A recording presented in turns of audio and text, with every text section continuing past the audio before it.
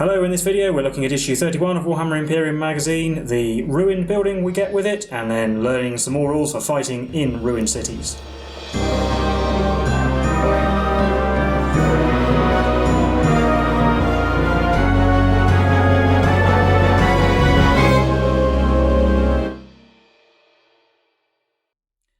Hello, I'm Will, this is Mike, we're the Tabletop Donkeys. Hello. And in this video we've got issue 31 of Warhammer 40,000 Imperium magazine for you. This issue came with the first set of ruined buildings, one half of the Ruined Factorum kit. We'll be painting that up and putting it on the battlefield. You can see that in the battle report if you want to skip ahead to that, but we'll have a look through the issue first. We've got a bit of information and a battle record for our Ruined Factorum here. As it mentions, you can combine the terrain pieces we get to make a slightly larger section. And here's a battle record for it, so you can give it a designation and what it was for when it was intact, and records of the fighting that happens around it. And then we have a battle record for the Tsiphos battle zone, which is the planet we've been fighting over in the last few issues of the magazine. Background on it there. And over the page, again, you can give the sector a name and what goods it used to create before the war came to Tsiphos. And then there's a little actual record here of the battle that we'll be playing later in the issue, where you can play it up to 3 times, with whoever wins the previous mission becoming the defender in the next one. We'll get to all that in a little while. But first we have some background for the Forge World of Lucius, which is another one of the main Adeptus Mechanicus Forge Worlds. This one is actually a gigantic hollow planet with a sort of artificial star at its centre which powers it. The Tech Priests of Lucius are famed for the quality of their bionic implants, and they're also quite an aggressive Forge World. They send out a lot of expeditions looking for lost technology and things like that. There's also a little box about the Warp Runner Titan Legion. Titans are some of the largest land-based war engines that the Imperium has, and they're formed into the legions with their own heraldry and history and so forth. And over the page, some information about Agrippina, another Forge World. This one is in a constant state of war due to its proximity to the Eye of Terror, and so it's constantly engaged with the forces of chaos. It mentions the War for Cadia, which was an Imperial fortress world that was finally destroyed at the close of the 41st millennium. Then we're on to the Blood Angels Space Marine chapter. As it says, the Sons of Sanguinius, the Winged Primarch, one of the original Space Marine legions, they have a long and glorious history. They tend to favour rapid and close combat assaults, and we've got a bit about Commander Dante, their chapter master, who is among the oldest living Space Marines. But they do have a dark secret. They suffer from a flaw, which is to do with the circumstances of the death of their Primarch 10,000 years previously. They fall into a sort of a dream state where they think that they are the Primarch fighting his final battle, and then if they survive that, then they lose their sanity completely and hunger after the flesh and blood of living creatures. There's also a bit about Tyranid Hive Fleet Leviathan. I think we've learned a little bit about the Tyranids before. This particular Hive Fleet invaded the Blood Angels' homeworld. Then we have the build guide for the Ruined Factorum. It does say you can put it together without glue, but it actually recommends using glue so that it stays together and makes it more robust. It's quite easy to put together.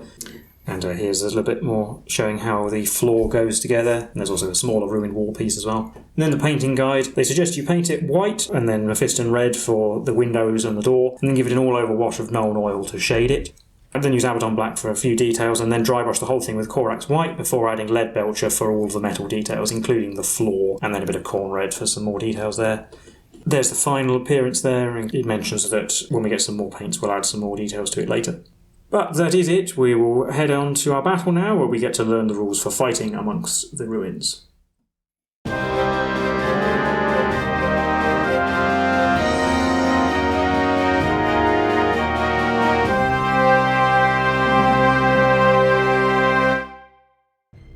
With this issue, we've actually got our first piece of area terrain, or pieces of area terrain I suppose I should say. Got to a pair of ruined walls, so we get to tutorial on how area terrain works. Basically you form a footprint that both players agree on with multiple ruins and bits of wall. So you can see one here, the terrain we've got with the city set out to have a footprint, and then everything within the footprint of the building benefits from any rules the area terrain has. And it also says that infantry, beasts and swarms can move through the walls of these ruins because they go through holes or doors or windows and such. And it also notes that the ruins we get with this issue and the ruins with issue 34, they're intended to be set up as 2 separate pieces of area terrain, but you could always use them as one big one if you really wanted to, I suppose.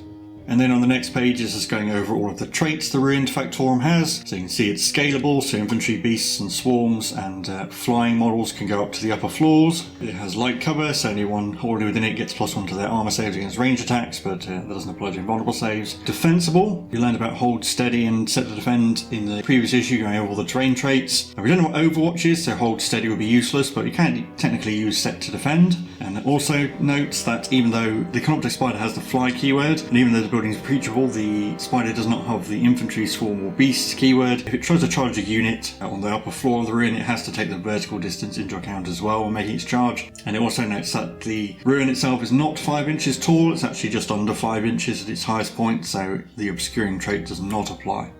And then we have more of the core rules. This is just going over the move phase. It's just going over how movement works and the process of doing it. So choosing a unit. That unit can make a normal move, advance or remain stationary. If it's within engagement range, it can only fall back or remain stationary. And then once that's done, you choose the next unit to move and so on. And once all your units have moved, you go to the reinforcement step, which we've learnt about before, but doesn't cover it in this page. But I guess it's clarifying that reinforcements arrive after everything else has moved.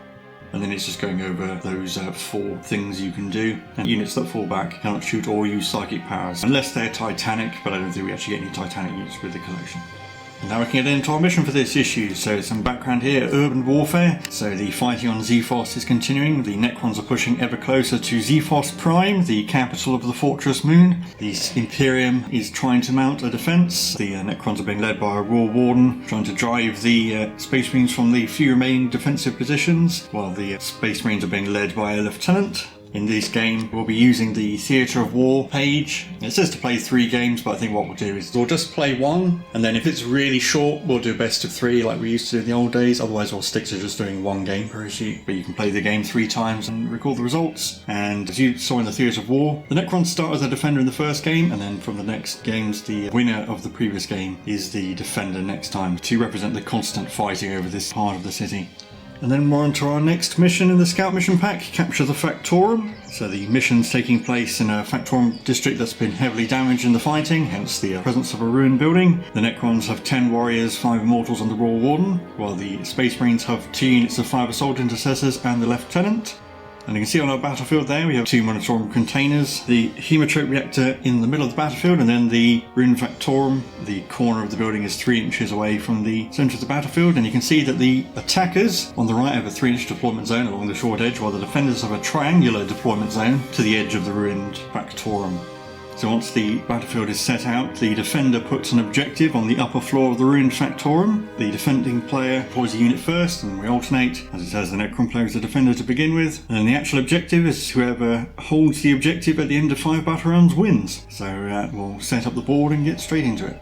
Here's our board set up, and eagle-eyed viewers will note that this is actually the reverse side of the map from issue 4 rather than the one from 18. So we have the Hemotrope reactor in the middle and the 2 containers on the right, and then our new ruin over here on the left. And since the Necrons are the defender, they started deploying first, and we'll go over their deployment first. And also note that the objective marker was placed on the upper floor. Yep, basically as far away as possible from the Space Marines. So the Immortals are on the top floor, where they can see everything.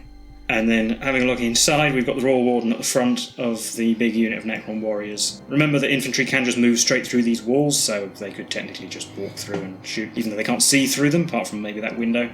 And over on the right, I've deployed my 2 units of Assault Intercessors and Lieutenant. Each Intercessor squad is behind a box so they can move up with cover, and then the Lieutenants joined the squad with the plasma pistol.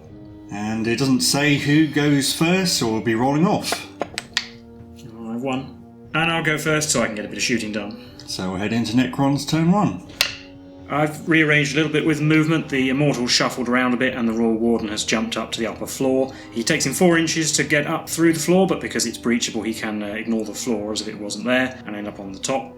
And the warriors on the bottom floor can't see anything at all, even if they move, because the Space Marines are well hidden behind the containers, so they've all just come into the cover, ready to react to whatever the Space Marines do. And then we'll be on to the shooting phase, and all of the people on the upper floor can see the Space Marines behind the pink container, so we'll shoot at them. We'll start with the Royal Warden. 2 shots, because we're definitely more than 15 inches away, hitting on 3s. We've got 1 hit, wounds on 3. That's a wound. No cover, because I'm more than 3 inches away from the box, so it's just a 5+ save. Try and get it in the box. Nope, so that's a dead Assault Intercessor. Take away this chap off the back. And then we'll do the Immortals at the same target. 5 shots, hitting on 3s. 3 hits, wounding on 3s, 2 wounds, same AP. Yep, 2 5+ saves, maybe fail both, so that's another dead Assault Intercessor. So now I'll take this chap. But that's the end of my turn. Yeah, no need to take a morale test for the Assault Intercessors because they're leadership 8, so on to Space Marines turn 1. On my turn, we're going to take things a little slowly, and both my assault intercessor units are going to move up behind the respective containers, with the lieutenants sticking with that squad at the top. And now all of my models are out of line of sight of the Immortals and the Rule Warden. So that'll be it for my turn. On to Necron's turn 2.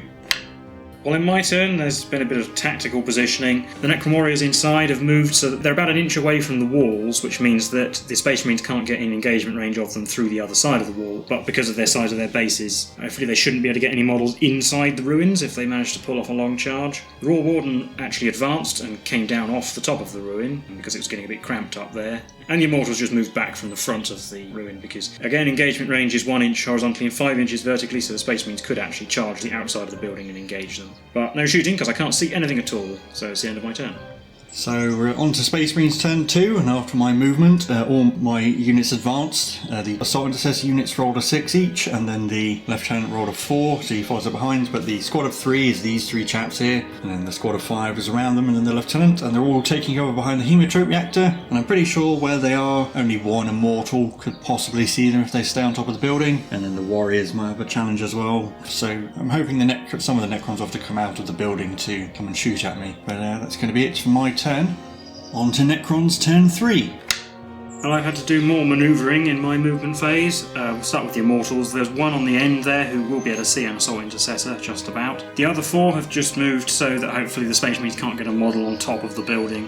They will be able to fight them from underneath because of the way engagement range works if necessary, but they will have to at least get into the ruin in order to do that. Can't do so from the other side of the wall. And then the Royal Warden has stepped back a little way to make way for the Warriors who've moved across, and they can all just about see one of the squad of 5 Assault Intercessors. Just need to get some shooting in, basically. So that brings us to the shooting phase, but we'll start with the one Immortal who can see. So we're shooting the squad of 5 Assault Intercessors. Just the 2 shots hitting on 3s, only one of them hit. Wounds on a 3, that's a wound. 4+ save, because all of those Marines are in cover. Nope, so that's a wound on the Assault Intercessor. I'll put it on this guy here at the back. We'll do all the Warriors next. They are all within 12 inches of the squad of 5 Assault Intercessors again. They can't see the squad of 3. So we've got 20 shots hitting on 3. 10 hits, but I didn't roll enough dice, so that's 11 hits. Wounding on 4s, because these are the Gauss Flayer Warriors. Oh, so 8 wounds. 8 3+ saves because we've got cover. I made all of them. Well, then the Royal Warden will have a go at the same squad. 4 shots hitting on 3s, 2 hits, wounding on 3s. 1. 4+ save because we've got cover. Oh, I made it. Well, and that's the end of Necron's turn 3. On to Space Marines turn 3. In my movement phase, both my units are fanning out from behind the Hemotrope reactor. The larger squad of 5 is coming down to go around this side of the building, but the Lieutenant is going to come and back them up, while the smaller squad with 3 members is going to go around and try and tie up those warriors. In the shooting phase, there will be some shooting, and I think I'll start with the Lieutenant, because he can only see this Immortal on the end, so he'll just fire his Neo-Volkite pistol at him. So we have 2 shots hitting on 2s, getting a single hit, wounding on a 4. It did, no mortal wounds though. 2+ save because we're in area terrain giving light cover, which I made. Then for the squad of 5 down below, the guy in front will throw a crack grenade, and then the rest will all fire their pistols at the Immortals, and Sarge is not going to overcharge his plasma pistol. So we'll do a crack grenade, hitting on a 3. It does. Wounds on a 3. Rerolling 1s because of the Lieutenant. It does. 3+ save, AP-1, but with cover, so made that. Then 3 bolt pistols, or heavy bolt pistols, hitting on 3s, getting 1. 5s rerolling 1s to wound, nope. And then the Sergeant's plasma pistol on a 3, hits. Wounds on a 3, does not. Then the other squad of Assault Intercessors, Sarge is within 6 of the Warriors, so he'll throw a frag grenade, and then the other 2 will fire their pistols. D6 shots with a frag grenade, minimum 3 because there's 10 Warriors. Oh, so there's 1, so there's actually 3 shots. Hitting on 3s. 2 hits, wounding on 5s, rolling 1s. Ooh, 2 wounds. None of my models are actually within the area terrain, so we're just on our 4+ save. So made 1 fail once, 1 dead so far. Then 2 pistol shots, getting 1 hit. Wounding on a 4, rolling 1s, it wounded. 5+ save. Made it. But does he come back? Yes.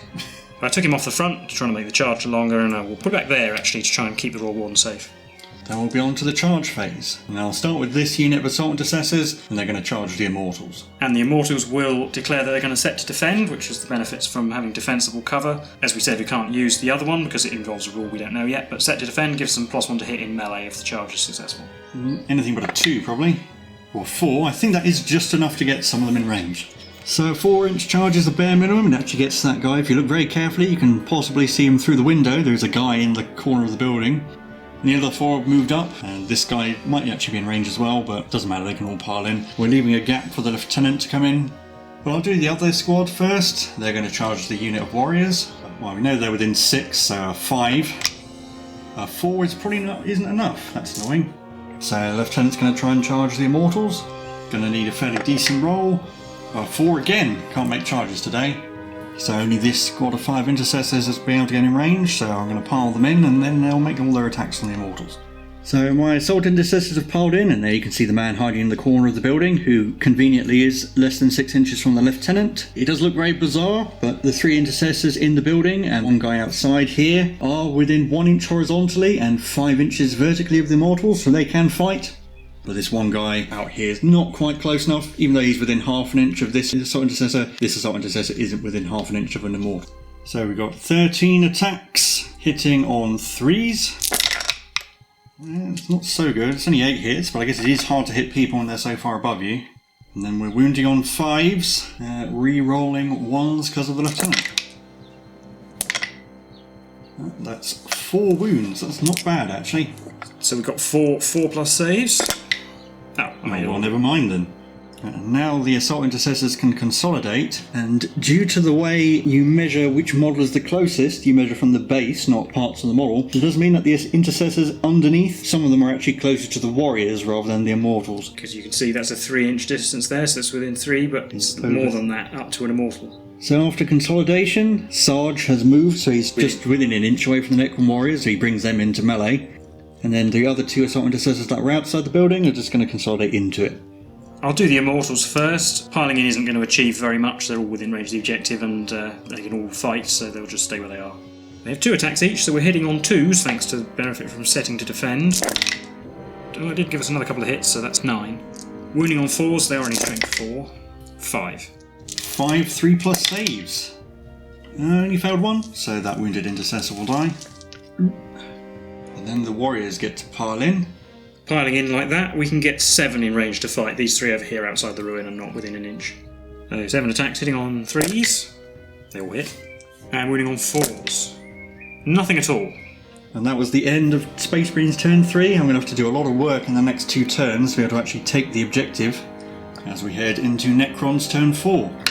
So in my command phase, the Royal Warden will use adaptive strategy on the Necron warriors, allowing them to fall back and still shoot later. The Immortals unfortunately do have to stay in melee, because it's 4 inches to come down from the building. 2 inches once they get to the floor won't be enough to get all the models outside of engagement range of the assault intercessors, so unfortunately they just have to stay there, because they can't complete the conditions for a fallback, so they're stuck. Which is annoying as well, because it means I can't shoot the squad of Space Marines who are on the objective, but never mind. The Royal Warden and the Warriors therefore have just moved away from the combat, and in the shooting phase, starting with the Royal Warden, will shoot at the 3-man squad of Intercessors who are not engaged. 4 shots hitting on 3s with the Royal Warden. Only 1 hit. Wounds on a 3. It does. 4+ save. Yes. And then we'll do the Necron Warriors. Only 6 of them are within 12 inches to shoot twice, so we've got 16 shots from the whole unit, hitting on 3. 13 hits. Wounding on 4s. Only 5. All of those Marines have just about have cover, so that's 5 3+ saves. Oh, 2 failed, so that's a dead intercessor. Take this guy off the back. Then the Immortals cannot shoot, and so we'll be on to the combat phase. Yep. Where the assault intercessors get to go first. So we have 13 attacks from the 4 remaining assault intercessors, hitting on 3s. So that's 11 hits. Wounding on 5, still rerolling 1s because the lieutenant is nearby. I reroll the 1. No, 4 wounds this time, it looks like. 4+ saves.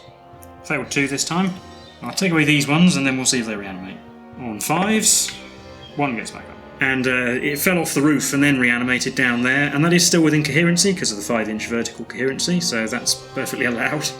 8 hits in return. I don't get the benefit from setting to defend anymore. That was only last turn, sitting on 3s. Doesn't matter, which was 7 hits anyway. Wounding on 4s. 3 wounds. 3+ saves. Failed 1, and the assault intercessor will take a wound. Put on this chap on the end. But I think that's it for the Necron turn. On to Space Marine turn 4. So my movement, the lieutenant's going to come out around the hemotrope reactor And the 2 remaining intercessors of B team have moved around the building. See if we can tie up those warriors and maybe the Rule Warden as well. And obviously the intercessors in the middle are going to stay in combat with the Immortals, because we're currently tying the objective at the moment. So we'll be on to the shooting phase. I'll start with the 2-man squad over here. Sarge is going to throw a frag grenade again, and then the guy at the back is going to fire his bolt pistol. D6 shots with the frag grenade. Ooh, 2, but it goes up to 3 again because there's 10 of them. Hitting on 3s. So I got 2 hits. Which wound on 5s, rolling 1s. Getting a wound. With a 4+ save. Succeeded. And then a single bolt pistol shot hitting on 3, he hits. And wounding on a 4, he wounds. 5+ save. Made it. Next up, the Lieutenant's going to fire his Neo-Volkite pistol at the Warriors. 2 shots hitting on 2s, getting 2 hits. Wounding on 3s, and 6s do mortal wounds. Nope. No rerolling 1s either, because he's not a core unit. And then the squad in melee is going to fire their pistols at those Immortals, although the Immortals are within the terrain, so they will still get light cover, even though I'm also in the terrain and in melee, but that's how the rules work. I'm not going to supercharge the plasma pistol, so 3 bolt pistol shots, hitting on 3s, they will hit. Wounding on 5s, rolling 1s. Ooh, 2 wounds. But again, because of the cover, 3+ saves, which are made. And then the plasma pistol hits on a 3, it does, and wounds on a 3, rolling 1s. Rolling 1s. Wounds. 5+ save with the AP and the cover. No. Yay! Does he come back? No. Yay! Killed another model. This one will die permanently. And then we'll be on to the charge phase. I'll do the Lieutenant first, and he's going to charge the Immortals. So Lieutenant's going to need a fairly decent roll, because he's got to either climb up the wall, go through and around the assault intercessors. So a 4 again. I'm remarkably consistent. So a 4's not enough. So the other 2 remaining assault intercessors that I engage are going to try and charge the Warriors. Can I roll something other than a 4? Yes, I can. I rolled a 7. They're going to charge across the building like that, because if I do that, then they'll be able to pile in to those Warriors, and then with a consolidate move as well, we'll be able to bring the Royal Warden in. After their pile in, they'll be like that. 7 attacks, hitting on 3s, getting 4 hits, and wounding on 4s. No rolling 1s because somebody didn't make their charge. Well, we didn't need it. 3 wounds. 3 5+ saves. Oh, made 1, so 2 die. Do they come back 5 rolling 1s? No. And that is important because now the intercessors get to consolidate to bring in the Royal Warden. But now the Immortals get to go. The Immortals have actually piled in, coming closer to the closest model, with the guy underneath there, and hopefully this will let them actually fall back next turn, but then they get their attacks. 6 attacks, hitting on 3s. They all hit. Wounding on 4s. 4. 4 3+ saves. Failed 1, so that wounded intercessor dies. And now I get to pick again, and these assault intercessors are going to strike back. So they'll be doing some piling in, and we'll put our attacks on the Immortals. 10 attacks, hitting on 3s. Getting 7 hits, and wounding on 5s, rolling 1s. Only 2 wounds. 4+ save. Failed 1. Does it get back up? No. So this one will die. Then the rest of the Necrons get to hit back. I'll do the Royal Warden first. He's got 3 attacks hitting on 3s. 1 hit. Wounds on a 3, he's strength 5. He does. 3+ save. Made it. Then the Royal Warden consolidates round a little bit, which just lets some more of the Necrons get in to fight, so that's, I think 7 of them can make it in. 7 attacks hitting on 3s. 3 hits. 1. Wounding on 4s, just the 1. 3+ save. Oh, I did a wound. Regular guy takes a wound. But that's the end of battle round 4. And we're on to the final battle round of the game, beginning with Necron's turn 5. So in the command phase, we used adaptive strategy on the Warriors, allowing them to fall back and shoot, and still charge as well. That is also part of that rule. And then the Immortals are finally able to fall back. The one underneath is okay, and the one on top was able to come out this way, having gone down the wall. It gets him in far enough away. And the Royal Warden also fell back just to get himself within range of the objective. So then in the shooting phase, the squad of Necron Warriors can shoot, and they'll shoot at the 3-man bigger squad of Assault Intercessors. 16 shots, hitting on 3s. Yeah, just the 9. Wounding on 4s. 5. Yeah. 5 3+ saves because we're all still all in cover. Failed 2, so it's another dead assault intercessor. And we'll take away this one because the other guy's an absolute hero. And then onto the charge phase, the Warriors will charge the assault intercessors in the ruins, which again they can do because of the adaptive strategy. I mean, they don't need to roll anything really high. Or 3, there we go, just enough.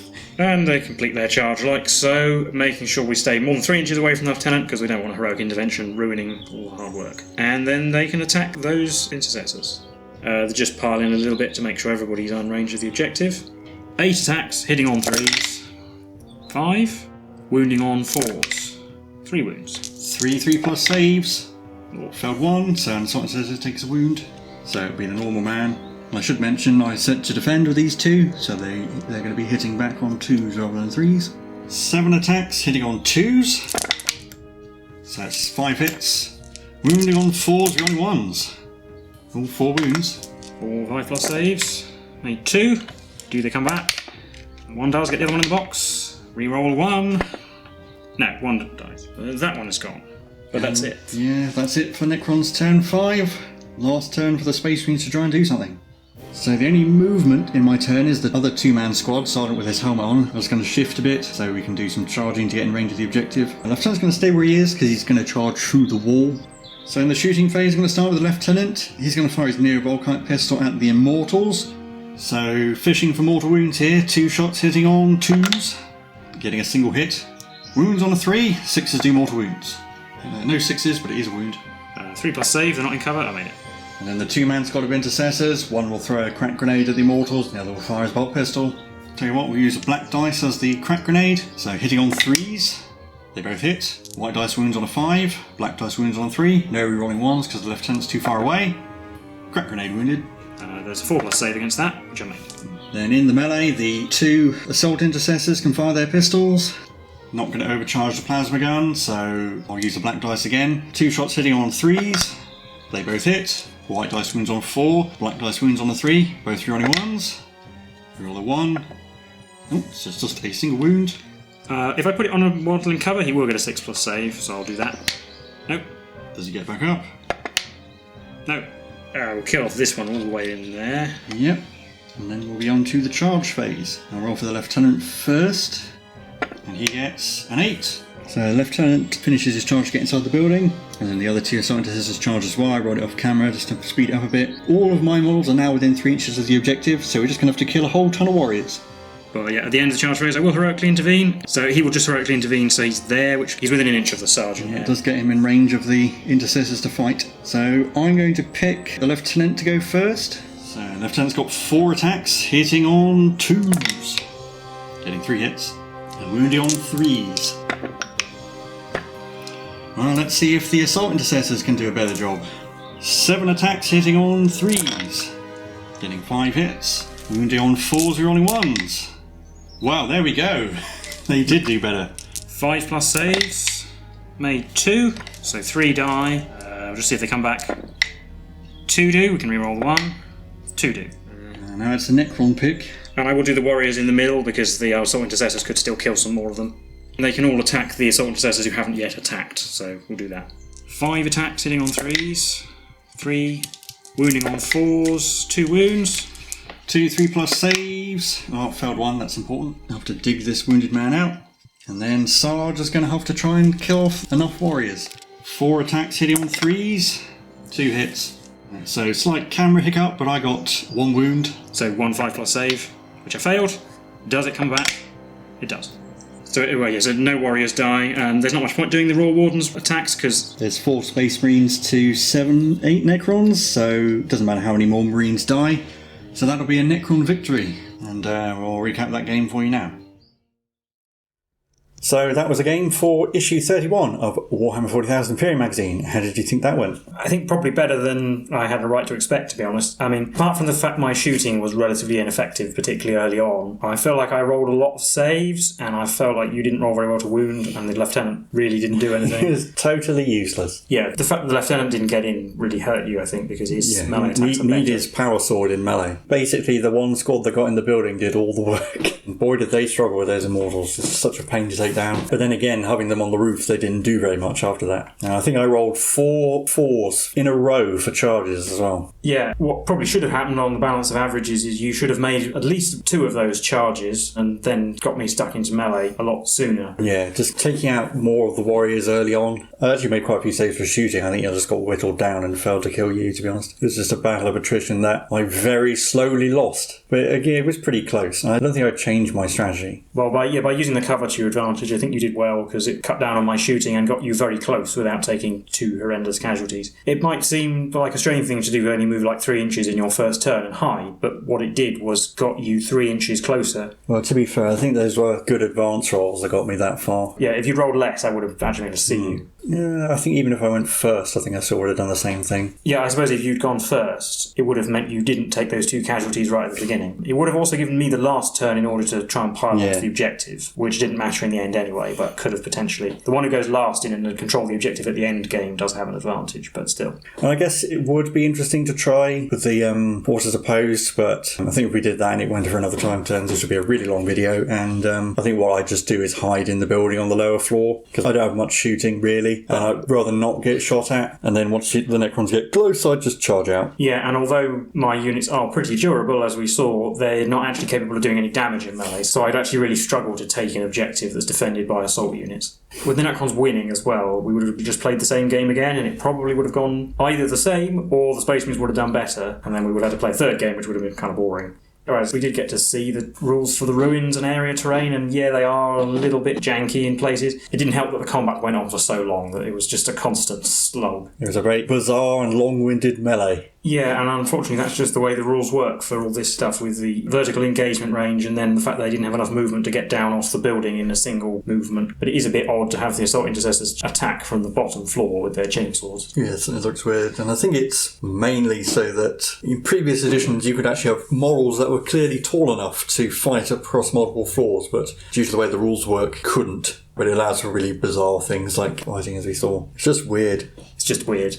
I do like the ruins, though, as a model. They've got an awful lot of detail on them, which you could, I suppose, spend an arbitrary amount of time painting every single tiny little bit if you really wanted to. They tell you to paint a fair number of them with the magazine, which I think you've pretty much followed. Yeah, I mean, I did brass pipes and black cables. Tried to paint them similarly to the other ruins you might have seen in our other videos. But I mean, you can probably just go mad with the detail if you want to. And actually, I do like details like the door has been melted on one side by acid or something like that. You could go mad with weathering as well, and it would look really good. But equally, I suppose, if you wanted to do it a lot more quickly, you could probably just dry brush over the top of that with a single colour and it would look fine. And I think when we get more of this, it'll look really good when it's all on the battlefield together.